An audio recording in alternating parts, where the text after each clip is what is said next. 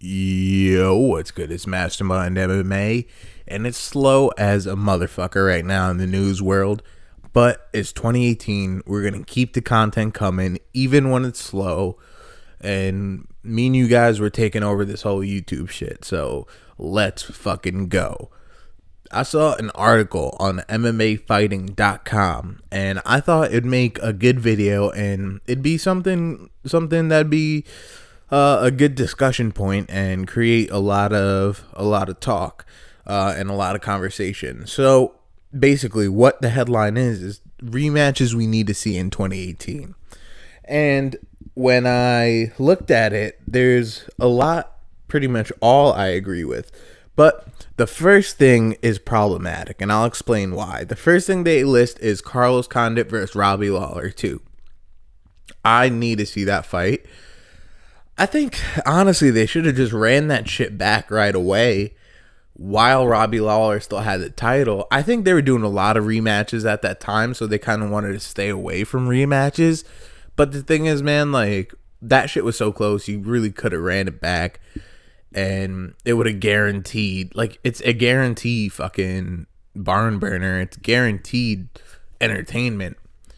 I don't know if they just figured they could go back to that well whenever they want, but Tyron Woodley kind of killed those dreams. But, you know, also, another reason why it's problematic, well, the reason why it's problematic is because I just did a video where I covered Robbie Lawler and what happened with his knee. How he tore his ACL and his meniscus in the third round. And because he fought on it over 10 minutes, it's like, it could have been possibly 15 minutes, but it's like he would have exacerbated the injury so much more worse. And he's definitely, I don't see him coming back 2018 at all. I see him coming back 2019. If he comes back 2018, like, that might be too soon. Because with he's probably, I mean, I'm not gonna get into it. I did a video on it, so go check that out. But Robbie Lawler is probably gonna be out till 2019, and I feel like, you know, if they do this rematch, whenever they do it, I feel like it needs to be a 5-rounder, hands down. There's no way you could have this be a 3-round fight. It's stupid. It's fucking pointless. It's like what they did with fucking Verdum and Overeem.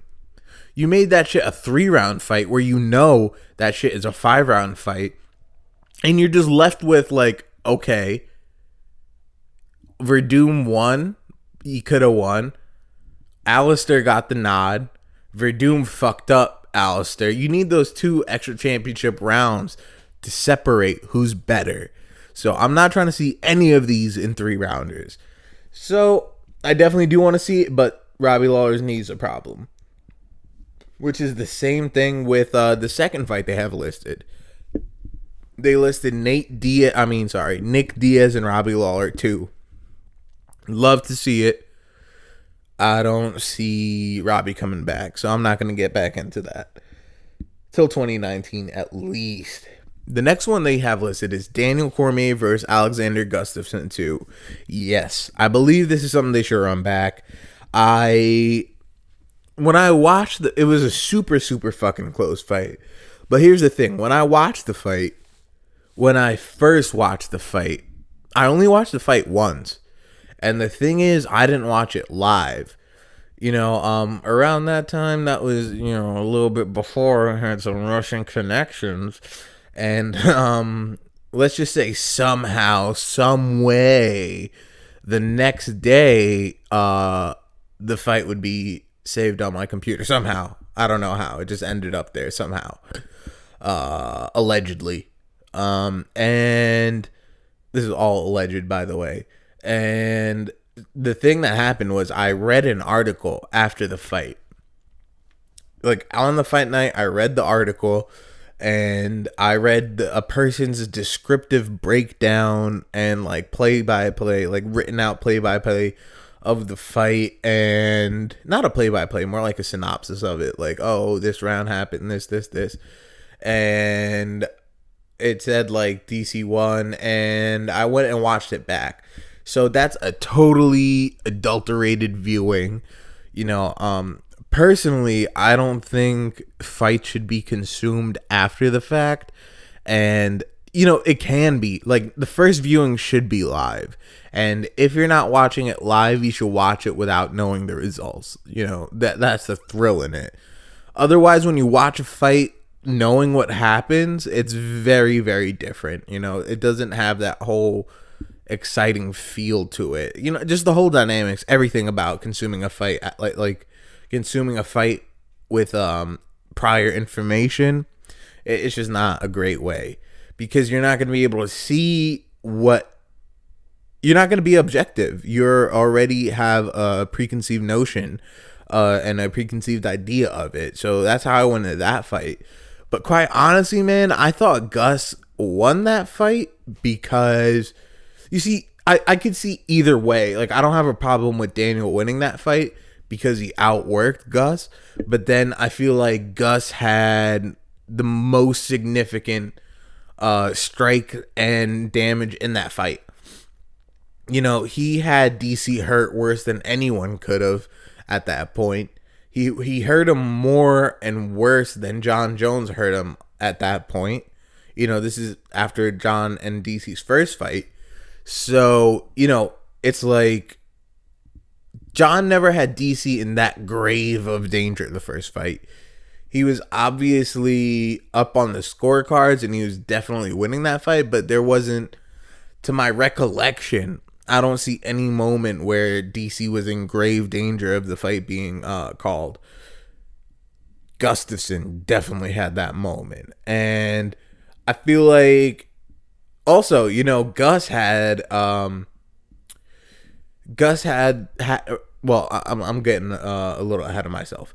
So I thought that they should run that back. But another thing is, I didn't see a need for them to run it back because they're kind of just feeding DC people until John comes back. And lo and behold, we're in that same position right now. Rumble's out of the picture. I don't see Rumble coming back to light heavyweight without John Jones being present.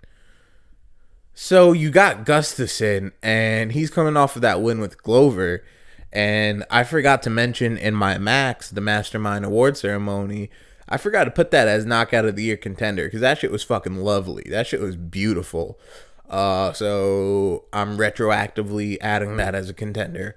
I feel like now is the best time for it because that's really the most intriguing fight you could make with John out the picture.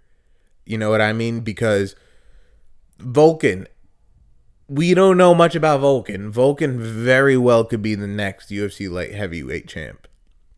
He could do a no time and knock DC out in like 17 seconds.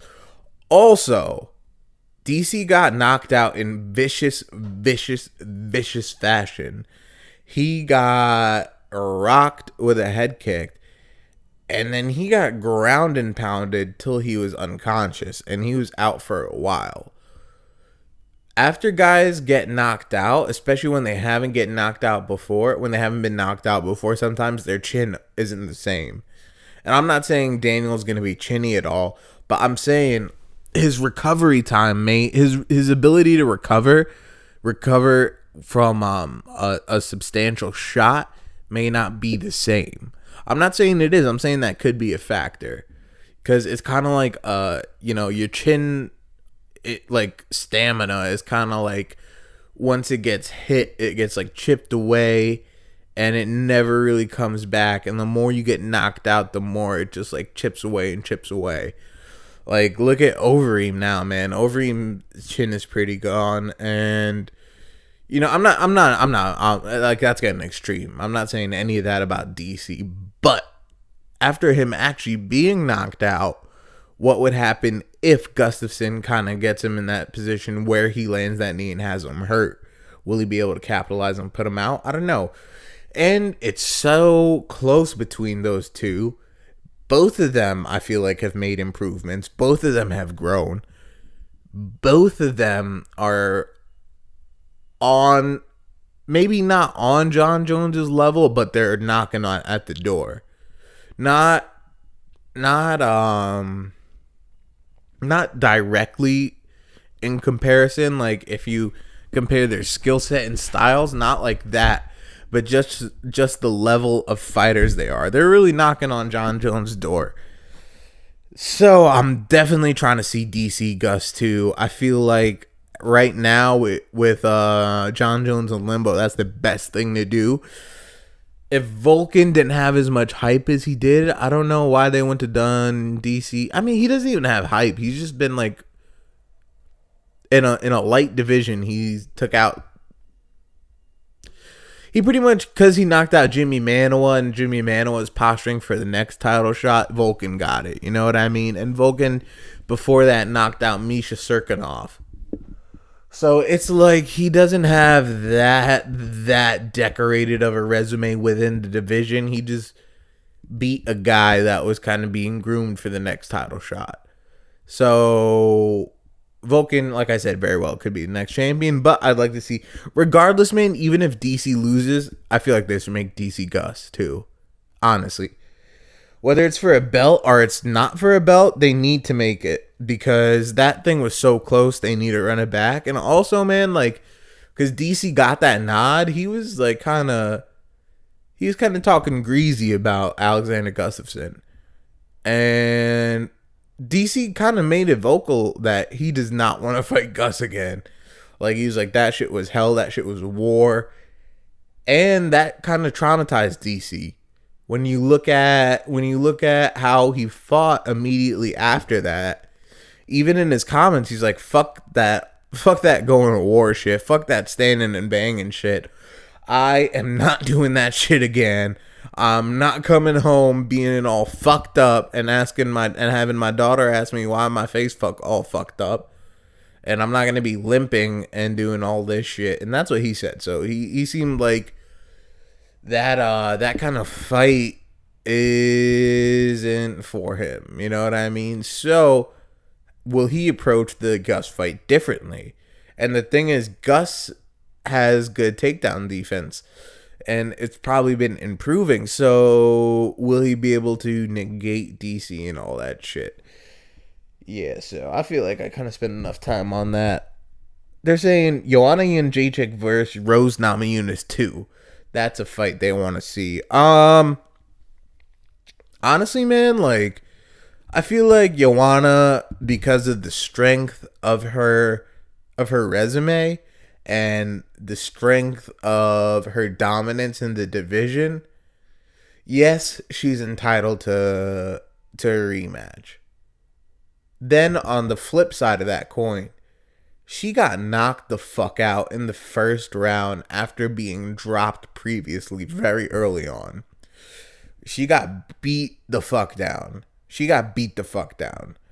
I'm not saying she has to earn her way back or anything like that. I'm just not trying to see Joanna Jędrzejczyk in the title picture for at least one fight. You know what I mean? I'm kind of sick of it, because I'm not, that's the wrong word to use. I'm not sick of it. It's just, we could see other people in there. You know what I mean? Like, let's get a Rose versus, fuck, man, I can't think of any strawweights off the top of my head right now.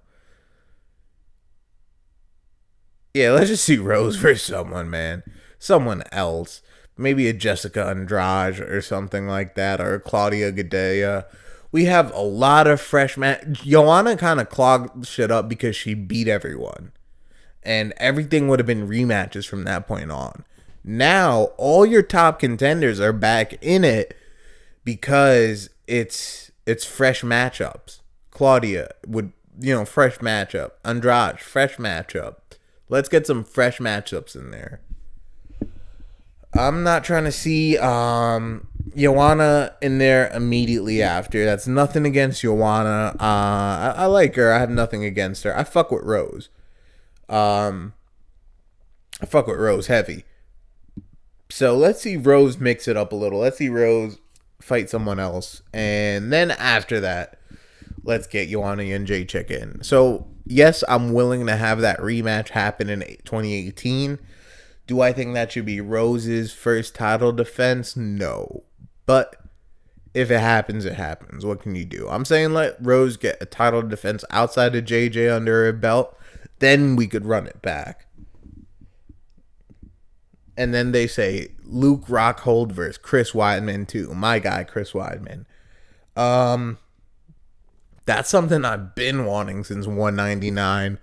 I feel like, the old me and Jamari were talking in one of our, I think in our podcast, we were talking about the old guy and how he just gobbled Luke Rockhold's nuts so hard. And Luke Rockhold is a good fighter, but he's not that incredible dominant of a force, like that old guy was saying, how all American muscle, Luke Rockhold, all American muscle, and he was just like deep throating Luke Rockhold all day on his videos.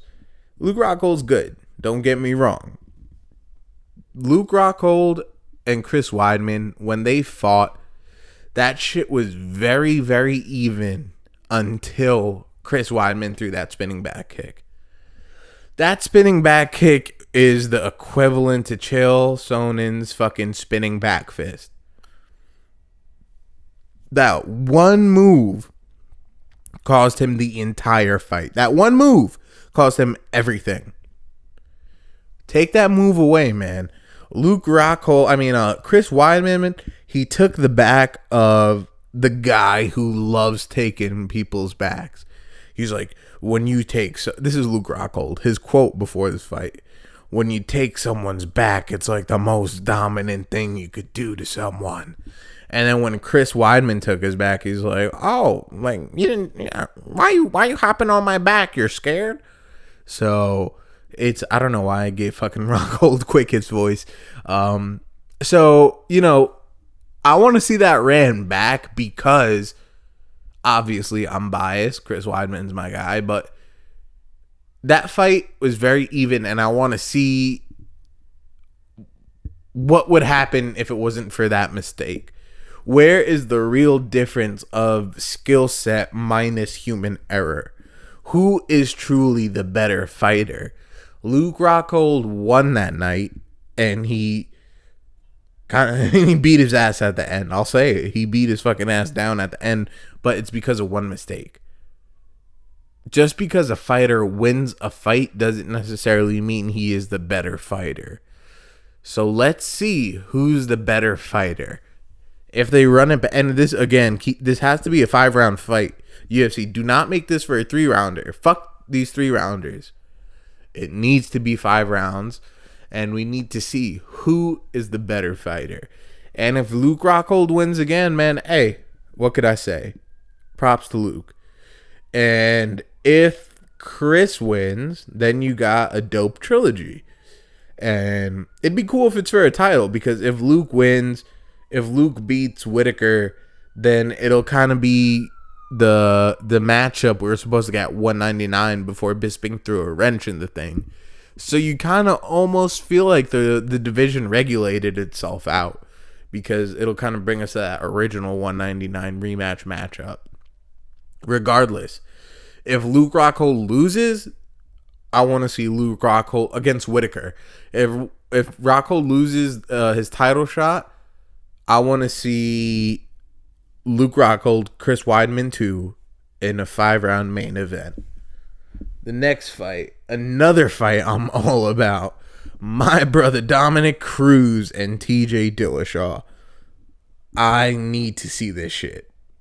At this point, it sucks Dom broke his arm, but he's recovered. He had a lot of time off to kind of give his plantar fascia tendonitis some rest. Kind of heal the tearing in his feet. He broke his arm, so he's got to give that time to heal. But when he comes back, keep in mind, if you don't know the timeline of when Dominic Cruz fought TJ Dillashaw, Dom just had his ACL surgery. Sean Shelby called him up.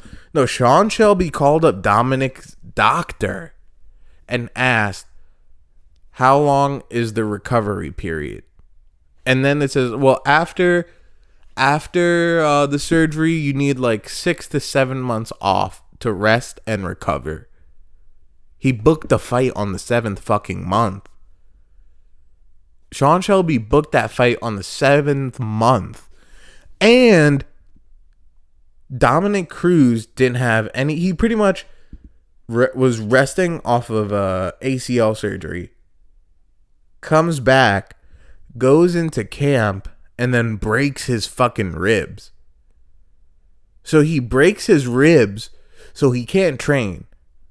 So he essentially goes into this TJ Dillashaw fight with no training, no camp, and a long layoff. And he said he could only like go live like 2 weeks out or something like that. It was wild. He had very minimal preparation for it. And then when you look at his fight and you look at the performance, that's saying some shit, my guy. Like, go back, watch that fight. It's an incredible fight. And I feel like on his comeback run Dom made, that Faber fight was the best he looked and the healthiest he was. I feel like that was like his peak.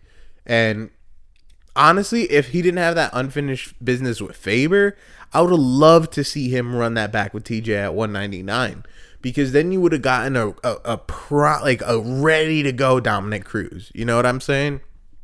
You would have gotten a ready to motherfucking go Dom Cruz and TJ Dillashaw. Now TJ has the belt.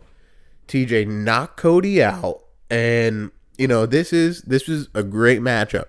When Cody won the belt, it created this dope triangle. And I even said, if TJ beats Cody, it's probably one of the best things that could happen to the division, because you just have like you it's so stacked at the top, and you have like a great three-way rivalry where Cody doesn't like TJ, TJ doesn't like Cody, TJ doesn't like Dom doesn't like TJ, Dom doesn't like Cody. None of them fuck with each other.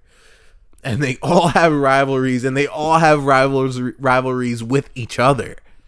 Just makes it fun as shit, man. Like, it just makes it good. Makes it entertaining. I want to see Dom come back healthy. I wouldn't be mad if they just say, fuck the Rivera fight. It's TJ Dillashaw versus Dominic Cruz. I want to see TJ go down, fight Mighty Mouse.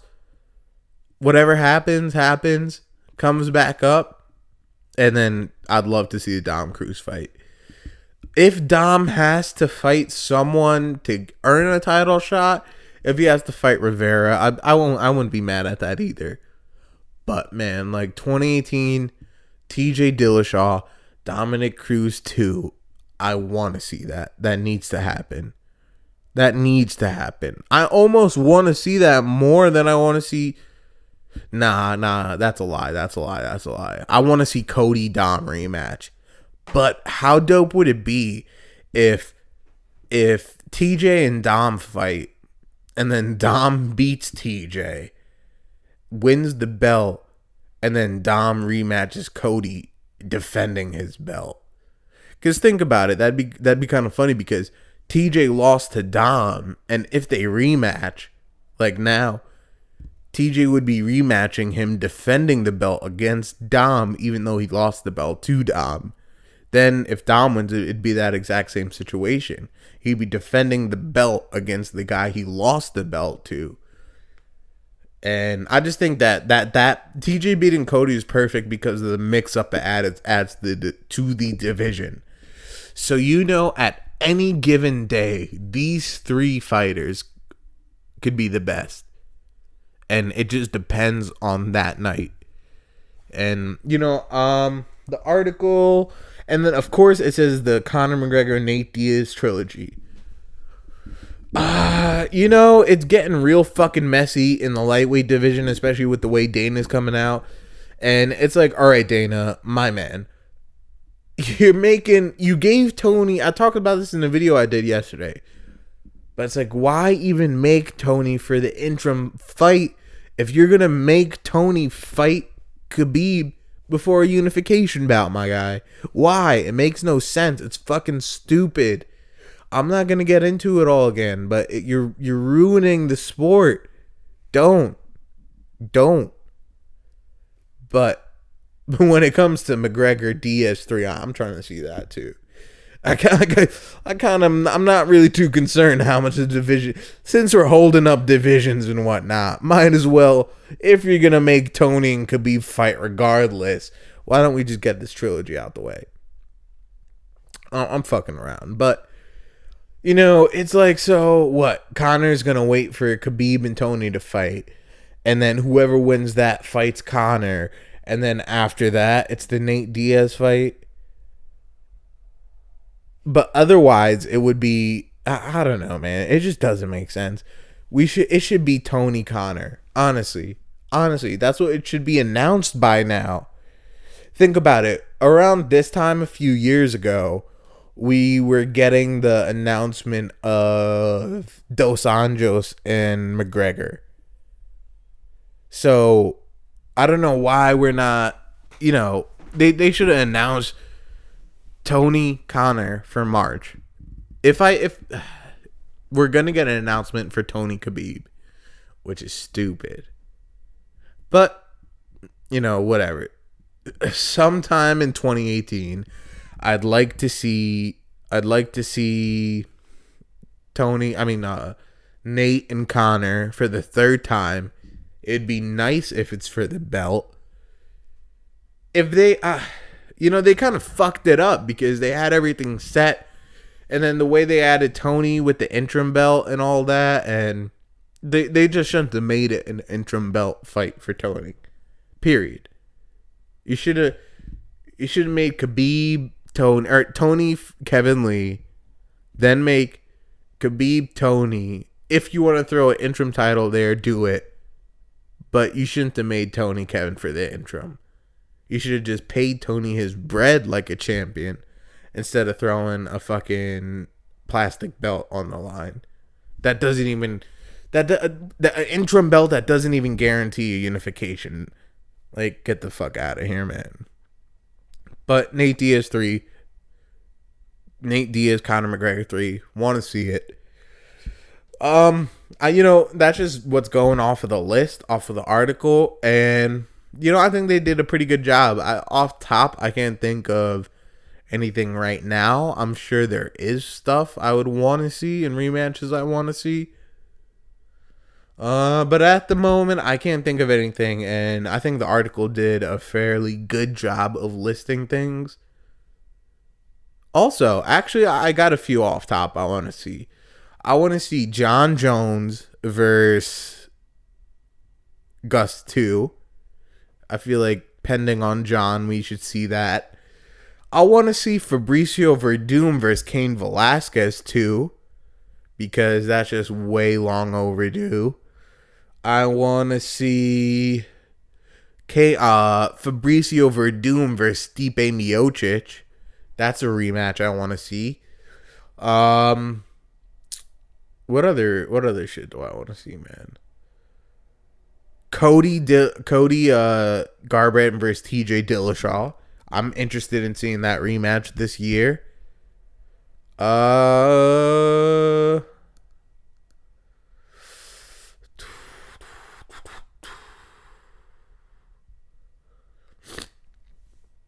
Max Holloway, Conor McGregor. I want to see that rematch. If they could cram that in somehow, that'd be cool. But since you got like 5 people in line to fight Conor, I'm not expecting that. That's about it, man. Like, off top, that's all I could think of at the moment. Maybe Alvarez Gaethje 2 would be a fun fight to make, because it was so close before that, but I doubt they'd go to that well again. Yeah, I think that's about it, guys. Like, that's all I could think of off top. And yeah, man, and those are my thoughts on the rematches I want to see happen. Let me know down below what fights you want to see, what rematches you guys think would be great for this year. You already know it's Mastermind MMA.